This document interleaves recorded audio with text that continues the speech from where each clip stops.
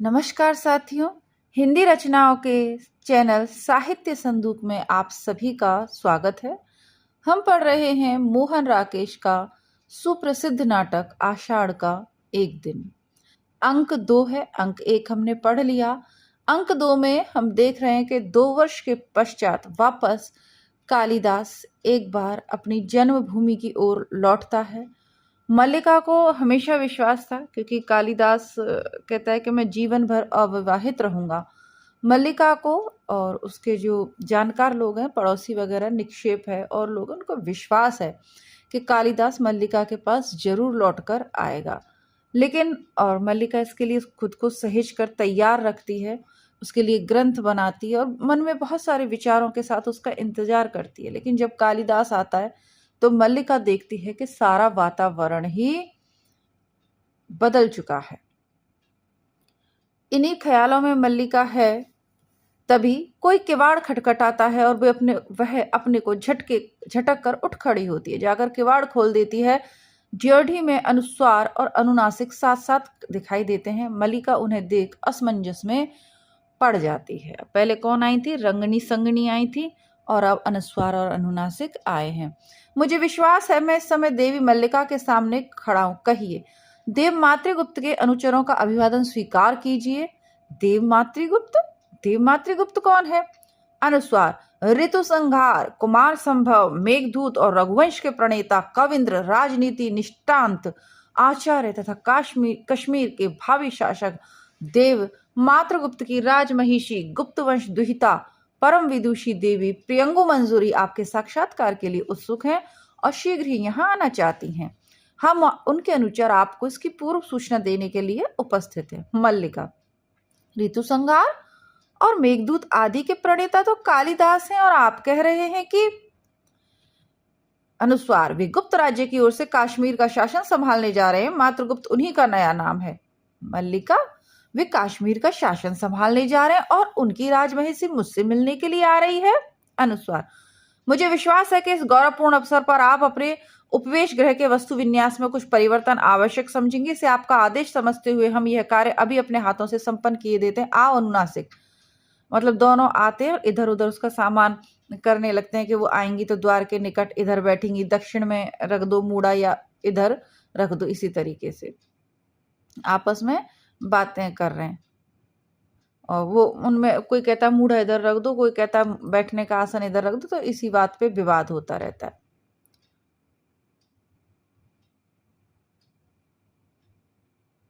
दोनों उधर जाते हैं जिधर रस्सी पर वस्त्र सूखने के लिए फैलाए गए। मल्लिकासन के पास जाकर बिखरे पन्नों को समेटती है, उन्हें मोड़े पर रख चुपचाप अंदर चली जाती है। अनुस्वार गीले वस्त्रों को छूता है। अनुस्वार: ये वस्त्र अभी गीले, इसलिए इन्हें नहीं हटाना चाहिए। क्यों? शास्त्रीय प्रमाण ऐसा है। कौन सा? अब इस तरीके से ये इनमें बातें चल रही हैं, इनका कोई विशेष अर्थ तो है नहीं। आप वो चूल्हा उठाने के लिए भी तत्पर होते हैं, लेकिन फिर बाद में नहीं उठाते। इसी तरह चौकी, चूल्हा और उस पर आपस में ये बात करते रहते हैं, लेकिन तू हटा, अभी हटा, रहने दो, ये सब चीजें। ठीक है। मातुल उत्तेजित सा बाहर से आता है। यहां से देखते हैं इसको। अनुनासिक कहता है चारों ओर एक दृष्टि डाल लें। अनुस्वार: हाँ, चारों ओर एक और दृष्टि डाल लें। मातुल उत्तेजित सा बाहर से आता है। मातुल: अधिकारी वर्ग, आपका कार्य यहाँ पूरा हो गया। क्यों? हाँ, पूरा हो गया। हो गया ना? हाँ, हो गया। मातुल: तो अब वह दृष्टि अब रहने दीजिए। देवी प्रियंगु मंजूरी बाहर पहुंच गई हैं, चलो। मातुल: वह सारे प्रदेश में सबसे सुशील, सबसे विनीत और सबसे भोली लड़की है। मल्लिका अंदर से आती है। मल्लिका: आओ आओ मल्लिका, मैं देवी से तुम्हारी ही प्रशंसा कर रहा था। चाटुकारिता की हंसी हंसता है। देवी जब से आई हैं तुम्हारे ही संबंध में पूछ रही हैं। तो यही है हमारी मल्लिका, इस प्रदेश की राजहंसनी। आह मल्लिका, देवी के लिए कौन सा आसन निश्चित किया है? मल्लिका प्रियंगु मंजूरी का अभिवादन करती है। प्रियंगु मंजरी मुस्कुराकर अभिवादन की स्वीकृति देती है। आर्य मातुल, अब आप जाकर विश्राम करें। अनुचर मेरे लौटने तक बाहर प्रतीक्षा करेंगे। परंतु आपके लिए आसन? प्रियंगु कहती है, उसकी चिंता न करें, मुझे असुविधा न होगी। असुविधा तो होगी, आप असुविधा को असुविधा ना माने, यह दूसरी बात है। और वास्तव में कुलीनता इसी को कहते हैं। बड़े कुल की विशेषता ही यह होती है कि अब वो चाटुकारिता करने में लग रहा है, जो कल को कालिदास को अपना संबंधी तक नहीं मानने को तैयार था। आप विश्राम करें, आपके कारण मैं थकूंगा। मुझे आप दिन भर पर्वत शिखर से खाई तक और खाई से पर्वत शिखर पर जाने को कहती रहे तो भी मैं नहीं थकूंगा, है ना। हमारे वंश में केवल प्रतिभा ही नहीं, शरीर शक्ति भी बहुत है। अब ये सारी बातें बताता रहता है। तो प्रियंगु कहती है कि देखिए, आज भी आपके पशु भटक रहे होंगे, जाकर एक बार उन्हें देख लीजिए। अब इस तरीके से इनमें प्रियंगु की दृष्टि मल्लिका से मिल जाती है। वह बढ़कर मल्लिका का हाथ अपने हाथों में ले लेती है। सचमुच वैसी ही हो जैसी मैंने कल्पना की थी। मल्लिका कुछ अव्यवस्थित होकर उसे देखती रहती है।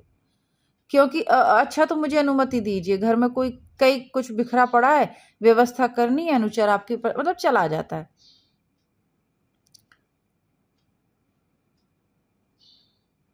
प्रियंगु मंजरी क्षण भर मल्लिका को देखती रहती है, फिर उसकी ठोड़ी को हाथ से छूती है।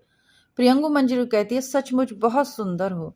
जानती हो, अपरिचित होते हुए भी तुम मुझे परिचित नहीं लग रही। आप बैठ जाइए ना। मल्लिका कहती है, नहीं, बैठना नहीं चाहती, तुम्हें और तुम्हारे घर को देखना चाहती हूँ। उन्होंने बहुत बार इस घर की और तुम्हारी चर्चा की है। जिन दिनों मेघदूत लिख रहे थे, उन दिनों प्राय यहाँ का स्मरण किया करते थे। अब जैसा कि मैं आपको पिछले वीडियो में बता रही हूँ कि मेघदूत जैसी रचना के लिए आवश्यक है कि जीवन में कभी प्रेम किया हो और कोई प्रेयसी हो जिसे आप अपना संदेश भेजना चाहते हो।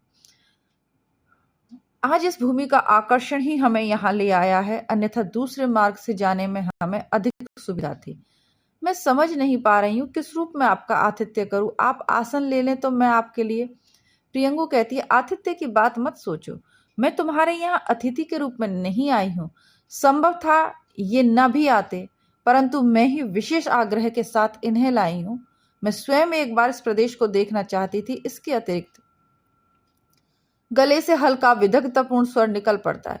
इसके अतिरिक्त एक और भी कारण था। चाहती थी इस प्रदेश का कुछ वातावरण साथ ले जाऊं। मल्लिका कहती है, इस प्रदेश का वातावरण? प्रियंगु मंजरी मुस्कुराकर उसे देखती है, फिर टहलती हुई झरोके के पास जाती है। यहाँ से बहुत दूर तक पर्वत श्रृंखला दिखाई दे रही है। कितना निर्वाज्य सुंदरता है। मुझे यहाँ आकर तुमसे स्पर्धा हो रही है। मल्लिका दो एक पग उसकी ओर बढ़ जाती है। हमारा सौभाग्य होगा कि आप कुछ दिन इस प्रदेश में रह जाएं। यहाँ आपको असुविधा तो होगी, परंतु इस सौंदर्य के सामने जीवन की सब सुविधाएं हे हैं मल्लिका। इसे आंखों में व्याप्त करने के लिए जीवन भर का समय भी पर्याप्त नहीं। परंतु इतना अवकाश कहाँ है। कश्मीर की राजनीति इतनी अस्थिर है कि हमारा एक एक दिन वहां से दूर रहना कई कई समस्याओं को जन्म दे सकता है। एक प्रदेश का शासन बहुत बड़ा उत्तरदायित्व है हम पर तो और भी बड़ा उत्तरदायित्व है, क्योंकि कश्मीर की स्थिति इस समय संकटपूर्ण है। यूं वहां के सौंदर्य की ही इतनी चर्चा है, परंतु हमें उसे देखने का अवकाश कहाँ रहेगा। इसलिए तुमसे स्पर्धा होती है। यह सौंदर्य का सहज उपभोग हमारे लिए केवल एक सपना है। बैठ जाओ, यहाँ मेरे पास बैठो। कोने से मूड़ा उठाकर पास रख लेती है, उस पर भोजपत्राती गोदी में रखकर बैठ जाती है। लगता है ग्राम प्रदेश में रहकर भी तुम्हें साहित्य से अनुराग है। किसकी रचनाएं हैं ये? है कालिदास की। प्रियंगु की भौहें कुछ संकुचित हो जाती हैं। अब भी मातृगुप्त के नाम से जाने जाते हैं, यहाँ भी उनकी रचनाएं मिल जाती हैं। मल्लिका, ये प्रतियां मैंने उज्जैनी से आने वाले व्यवसायियों से प्राप्त की हैं। प्रियंगु मंजरी के होठों पर हल्की व्यंग्यात्मक मुस्कुराहट प्रकट होती है। मैं समझ सकती हूँ, उनसे जान चुकी हूँ कि तुम बचपन से उनकी संगिनी रही हो। उनकी रचनाओं के प्रति तुम्हारा मोह स्वाभाविक है। वे भी जब तब यहाँ के जीवन की चर्चा करते हुए आत्मविस्मृत हो जाते हैं, इसलिए राजनीतिक कार्यों से कई बार उनका मन उखड़ने लगता है। ऐसे अवसरों पर उनके मन को संतुलित रखने के लिए बहुत प्रयत्न करना पड़ता है। राजनीति साहित्य नहीं, उसमें एक एक क्षण का महत्व है। कभी एक क्षण के लिए भी चूक जाए तो बहुत बड़ा अनिष्ट हो सकता है। राजनीतिक जीवन की धुरी में बने रहने के लिए व्यक्ति को बहुत जागरूक रहना पड़ता है। साहित्य उनके जीवन का पहला चरण था, अब वे दूसरे चरण में पहुंच चुके हैं। मेरा अधिक समय इसी आयास में बीतता है कि उनका बढ़ा हुआ चरण पीछे ना हट जाए। बहुत परिश्रम करना पड़ता है मुझे इसमें। मुस्कुराने का प्रयत्न करती है। अब ये कथन आप नोट डाउन करें, राजनीति साहित्य नहीं। राजनीतिक जीवन की धुरी में बने रहने के लिए व्यक्ति को बहुत जागरूक रहना पड़ता है ना। कुछ तो ये प्रियंगु मंजरी का कथन है। तुम ऐसा नहीं समझती? मल्लिका कहती है, मैं राजनीतिक जीवन के विषय में कुछ भी नहीं जानती, क्योंकि तुम ग्राम प्रदेश में रह रही हो। उठ खड़ी होने लगती है तो वो उसे बैठे देती है। बैठी रहो, मैंने तुमसे कहा था यहाँ का कुछ वातावरण साथ ले जाना चाहती हूँ, इसलिए कि उन्हें अभाव का अनुभव ना हो। उससे कई बार बहुत क्षति होती है। वे व्यर्थ में धैर्य खो देते हैं, जिसमें समय भी जाता है, शक्ति भी। उनके समय का बहुत मूल्य। मैं चाहती हूँ उनका समय उस तरह नष्ट न हुआ करे, इसलिए मैं यहाँ से कुछ अपने साथ ले जा रही हूँ। कुछ हरिण शावक जाएंगे, जिनका हम अपने उद्यान में पालन करेंगे। यहाँ की औषधियाँ उद्यान के क्रीड़ा शैल पर तथा आसपास के प्रदेश में लगवा दी जाएंगी। हम यहाँ के से कुछ घरों का भी वहाँ निर्माण करेंगे। मातुल और उनका परिवार भी साथ जाएगा। यहाँ से कुछ अनाथ बच्चों को वहां ले जाकर हम शिक्षा देंगे। मैं समझती हूँ इससे अंतर पड़ेगा। देख रही हूँ तुम्हारा घर बहुत जर्जर स्थिति में है, इसका परिसंस्कार आवश्यक है। चाहो तो मैं इस कार्य के लिए आदेश दे जाऊंगी। उज्जैनी के 2 कुशल स्थपति हमारे साथ आए, क्यों? मल्लिका कहती है, आप बहुत उदार हैं, परंतु हमें ऐसे ही घर में रहने का अभ्यास है, इसलिए सुविधा नहीं होती। प्रियंगु कहती है, फिर भी चाहूंगी कि इस घर का परिसंस्कार हो जाए। उनके जीवन के आरंभिक वर्षों का इस घर के साथ भी संबंध रहा है। मातुल के घर के स्थान पर मैंने नए भवन के निर्माण का आदेश दिया है। स्थपतियों से कहा है कि वे उज्जैनी से सुलक्षण शिलाएं लाकर कार्य आरंभ करें। खेद है कि इस कार्य के निरीक्षण के लिए मैं स्वयं यहाँ नहीं रह पाऊंगी।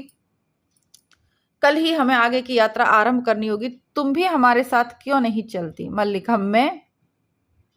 प्रियंगु, हाँ, इसमें बाधा क्या है? यहाँ तुम किसी ऐसे सूत्र से तो बंधी नहीं हो कि मेरी माँ है। यहाँ कोई बाधा नहीं। तुम्हारी माँ के भी साथ चलने की व्यवस्था हो सकती है।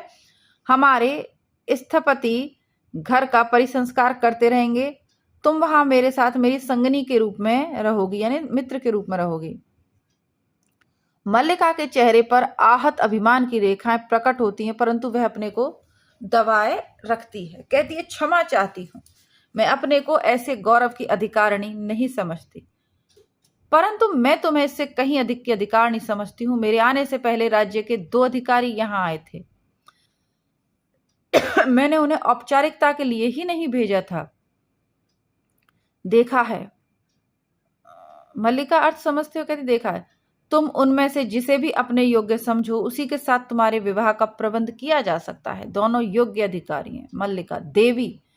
भोजपत्रों को वक्ष से सटाए कुछ पग आसन की ओर हट जाती है। प्रियंगु मंजरी उसे सीधी दृष्टि से देखती हुई धीरे धीरे उसका पास चली जाती। संभवतः तुम दोनों में से किसी को भी अपने योग्य नहीं समझती, परंतु राज्य में ये 2 ही नहीं, और भी अनेक अधिकारी हैं। मेरे साथ चलो, तुम जिससे भी चाहोगी। इस विषय पर चर्चा छोड़ दीजिए। गला रुंध जाने से शब्द स्पष्ट ध्वनित नहीं होते। अंदर का द्वार खुलता और अंबिका रोग और आवेश के कारण शिथिल और कांपती सी बाहर आकर जैसे अपने को सहेजने के लिए रुकती है। क्यों? तुम्हारे मन में कल्पना नहीं है कि तुम्हारा अपना घर परिवार हो? अंबिका, नहीं, इसके मन में यह कल्पना नहीं। माँ, इसके मन में यह कल्पना ही नहीं, क्योंकि यह भावना के स्तर पर जीती है। इसके लिए जीवन में सांस फूल जाने से शब्द गले में अटक जाते हैं। मल्लिका हाथ के पृष्ठ आसन पर रख देती है और पास जाकर अंबिका को पीठ से सहारा देती है। तुम उठ क्यों आई माँ? तुम्हारा स्वास्थ्य ठीक नहीं, चलो, चलकर लेट लो। मैं किसी आने वाले से बात भी नहीं कर सकती। दिन, मास, वर्ष मुझे घुटते हुए बीत गए। मेरे लिए यह घर नहीं, एक काल गुफा है जिसमें मैं हर समय बंद रहती हूँ, और तुम चाहती हो मैं किसी से बात भी ना करूं। चलने की चेष्टा में गिरने को होती है तो मल्लिका संभाल लेती है। माँ, तुम स्वस्थ नहीं हो। अंबिका कहती है कि तुम्हारी अपेक्षा मैं फिर भी अधिक स्वस्थ हूं। यह घर सदा से इस स्थिति में नहीं है राजवधु। मेरे हाथ चलते थे तो मैं प्रतिदिन इसे लीपती बुहारती थी। यहाँ की हर वस्तु इस तरह गिरी टूटी नहीं थी, परंतु आज तो हम दोनों माँ बेटी भी यहाँ टूटी सी पड़ी रहती। यह सब इसलिए कि सांस फूल जाने पर आगे नहीं बोल पाती। प्रियंगु, मैं देख रही हूँ कि घर की स्थिति अच्छी नहीं है। मल्लिका, मेरे साथ चल सकती है तो समस्या वैसे ही सुलझ जाती, परंतु अब अब भी जो कुछ संभव है मैं कर जाऊंगी। स्थपतियों को आदेश दे जाऊंगी। इस घर को गिराकर के स्थान पर मल्लिका चिहुक जाती है। ऐसा मत कीजिए, इस घर को गिराने का आदेश मत दीजिए, मैं तुम्हारी सुविधा के लिए कह रही थी। मल्लिका की उंगलियां उलझ जाती हैं और आंखें झुक जाती हैं। अंबिका अपने आवेश में दो पग प्रियंगु मंजरी की ओर बढ़ जाती है। मैं तुमसे कुछ कहना चाहती थी राजबधू, तुम्हें बताना चाहती थी कि हम लोग अब वो खांसी के कारण बोल नहीं पाती। मैं आपका कष्ट समझ रही हूँ, जो भी सहायता मुझसे पड़ेगी अवश्य करूंगी। समय अनुचित प्रतीक्षा कर रहे हैं इसलिए। गंभीर मुस्कुराहट के साथ मल्लिका को देखकर सिर हिलाती और चली जाती है। अंबिका आवेश से शिथिल उस ओर देखती रहती है। गिरती सी आसन पर बैठ जाती है। अंबिका, लो मेघदूत की पंक्तियां पढ़ो। इन्हीं में न कहती थी कि उसके अंतर की कोमलता साकार हो उठी है। आज इस कोमलता का और भी साकार रूप देख लिया। आज वह तुम्हें तुम्हारी भावना का मूल्य देना चाहता है तो क्यों नहीं स्वीकार कर लेती। घर की भित्तियों का परिसंस्कार हो जाएगा और तुम उनके यहाँ परिचारिका बनकर रह सकोगी। इससे बड़ा क्या और सौभाग्य तुम्हें चाहिए। राजकन्या की अपनी जीवन दृष्टि है, माँ उसके लिए किसी और को कैसे उत्तरदायी माने। परंतु राजकन्या के यहाँ आने के लिए कौन उत्तरदायी है। निसंदेह वह किसी की इच्छा के बिना यहाँ नहीं आई है। राज्य के स्थपति से घर की भित्तियों का परिसंस्कार कर देंगे। आज वह शासक है, उसके पास संपत्ति है। उस शासन और संपत्ति का परिचय देने के लिए इससे अच्छा और क्या उपाय हो सकता था। परंतु माँ कुछ नहीं जानती, कुछ नहीं समझती। माँ भावना को गहराई तक नहीं जानती। माँ फिर खांसी होकर आती, उठ नहीं पाती। विलोम, इस तरह शुद्ध क्यों हो अंबिका। आज तो सारा ग्राम तुम्हारे सौभाग्य पर तुमसे स्पर्धा कर रहा है। राजकीय पगधूली घर में पड़ती है तो लोग गौरव का अनुभव करते हैं। ऐसा अवसर हर किसी के जीवन में कहाँ आता है। अंबिका कहती है, अवसर देखने के लिए ही तो मैंने आज तक का जीवन जिया है। इतना बड़ा सौभाग्य हमारे क्षुद्र जीवन में कहाँ समा सकता है। चलो मैं स्वयं चलकर सारे ग्राम में सौभाग्य की घोषणा करूंगी। हमारे वर्षों के अभाव और दुख का कितना बड़ा फल लाए हैं कि राज्य के स्थपति हमारे घर की भित्तियों का परिसंस्कार कर देंगे। बैठ जाओ अंबिका, आज ग्राम के पास तुम्हारी बात सुनने का अवकाश नहीं। टहलता हुआ झरोके के पास जाता है। ग्राम के लोग आज व्यस्त हैं। उन्हें बाहर से आए अतिथियों के लिए कई तरह की सामग्री जुटानी है। अतिथि आज यहाँ के पत्थर तक बटोर कर ले जाना चाहते हैं। यहाँ मल्लिका कहती, यहाँ के पत्थर पहले भी मूल्यवान थे आर्य बिलो। यह बात और है कि किसी ने पहले उनका मूल्य नहीं समझा। अंबिका आवेश में कई पग उसकी ओर बढ़ती है। तो जाकर तुम भी बटोर क्यों नहीं लेती। संभव है फिर लोगों को यहाँ कोई पत्थर शेष न रहने दें वो लोग, और तुम्हारी भावना के लिए कोई आधार ही न रह जाए। माँ तुम बैठ जाओ, स्वास्थ्य सही नहीं है। ग्राम के चारों ओर, विलोम कहता है कि ग्राम के चारों ओर बहुत उत्साह है। यह दिन इस प्रदेश के जीवन में सबसे बड़ा उत्सव है। लोग आज अपने पशुओं की चिंता नहीं कर रहे। वे अतिथियों के लिए भोजन और पान की सामग्री जुटाने में व्यस्त है। और हरिण शावक भी होंगे जो राजकन्या के विशेष आदेश पर एकत्र किए जा रहे हैं। मल्लिका कहती है, सच नहीं, सच नहीं है। इंद्रवर्मा और विष्णुदत्त को राजकन्या ने स्वयं आदेश दिया है कि उस आदेश का कुछ और अर्थ भी हो सकता है। और अर्थ क्या? और अर्थ हो सकता है क्या? राजकन्या हरिण शावकों से खेला करेंगे या उज्जैनी के कलाकार उनकी अनुकृतियां बनाएंगे। यह भी एक मनोरंजक विषय है कि राज परिवार के साथ आए राजधानी के कलाकार आज यहाँ की हर वस्तु की अनुकृतियां बनाते घूम रहे हैं। यहाँ का कोई पेड़ पत्ता तिनका शेष नहीं रहेगा जिसकी वे अनुकृति बनाकर नहीं ले जाएंगे। इसका भी कुछ दूसरा अर्थ हो सकता है। विलोम, मैं कब कहता हूं कि दूसरा अर्थ नहीं, अर्थ बहुत स्पष्ट है। वे यहाँ की हर वस्तु को विचित्र रूप में देखते हैं और उस वैचित्र को यहाँ से ले जाकर दूसरों को दिखाना चाहते हैं। तुम, मैं, यह घर, ये पर्वत सब उनके लिए विचित्रता के उदाहरण हैं। मैं तो उनकी सूक्ष्म और समर्थ दृष्टि की प्रशंसा करता हूँ जो यहाँ वैचित्र्य नहीं, यहाँ भी वैचित्र्य देख लेती है। एक कलाकार को मैंने यहाँ की धूप में अपनी छाया की अनुकृति बनाते देखा है। अंबिका कहती है, यहाँ की धूप में उन्हें अपनी छायाएं अवश्य और सी लगती होंगी। वह कौन राक्षसी थी जो किसी जीव को उसकी छाया से पकड़ लेती थी। बोलते बोलते हाँफने लगती है। मैं चाहती हूं मैं ही वह राक्षसी होती जिससे आज मैं तुमसे कहा है। माँ तुम विश्राम करो। हाँ अंबिका, तुम अंदर जाओ। तुम अंबिका को अंदर ले जाओ। ग्राम का उत्सव कोलाहल अंबिका के मन को और अशांत कर देगा। आश्चर्य है कि कालिदास ने यहाँ आना उचित नहीं समझा। कल तो सुनते हैं वे लोग चले भी जाएंगे। उसने आना उचित नहीं समझा क्योंकि वह जानता है कि अंबिका अभी जीवित है। विलोम कहता है, मैं जानता हूं वह आएगा, और विशेष रूप से वह जिसे कवि का कोमल हृदय प्राप्त हो। तुम क्या सोचती हो मल्लिका, उसे एक बार आना चाहिए? उसे एक बार आना नहीं चाहिए क्या? मैंने आपसे अनुरोध किया है आर्य विलोम कि इस समय माँ को विश्राम करने दीजिए। झरोखे के बाहर देखने लगता है। तुम्हें मेरा यहाँ होना अखर रहा है, मैं जानता हूँ यह कोई नई बात नहीं, परंतु मैं कुछ ही देर और यहाँ रहना चाहता हूँ। पर्वत शिखर की ओर से एक अश्वारोही को आते देख रहा हूँ। संभव है इस बार कुछ क्षणों के लिए वह यहाँ रुकना चाहे। उस स्थिति में मैं भी उससे कुशल क्षेम पूछ लूंगा। मेरी उससे पुरानी मित्रता है। मल्लिका जैसे आपे से बाहर होने लगती है। आर्य विलोम, उस स्थिति में आपका यहाँ होना किसी भी दृष्टि से उचित नहीं। आप उनसे मिलना चाहें तो उसके लिए यही एक स्थान नहीं, परंतु यही स्थान क्या बुरा है? उसके जाने के दिन भी हम यहीं मिले थे, वर्षों बाद उसी स्थान पर मिल लेंगे। मैं अनुरोध करती हूँ कि आप इस समय यहाँ ठहरने का हठ ना करें। विलोम फिर भी उसी तरह खड़ा रहता है, जाता नहीं है। माँ, इनसे कहो यहाँ से चले जाए, मैं नहीं चाहती इस समय यहाँ कोई अयाचित स्थिति उत्पन्न हो। अंबिका उसके हिलाने से इस तरह हिलती है जैसे वह जड़ हो गई हो। टापों का शब्द बहुत पास आ जाता है। आर्य विलोम, मैंने आपसे कहा ना, आप यहाँ से चले जाएं, आप नहीं जानते। टापों का शब्द पास आकर दूर जाने लगता है। मल्लिका ऐसे स्तब्ध रहती है जैसे काठ मार गया हो। विलोम धीरे से मुड़कर उसकी ओर देखता है। चला जाता हूं, कंठ से हल्का व्यंग्यात्मक स्वर निकलता है।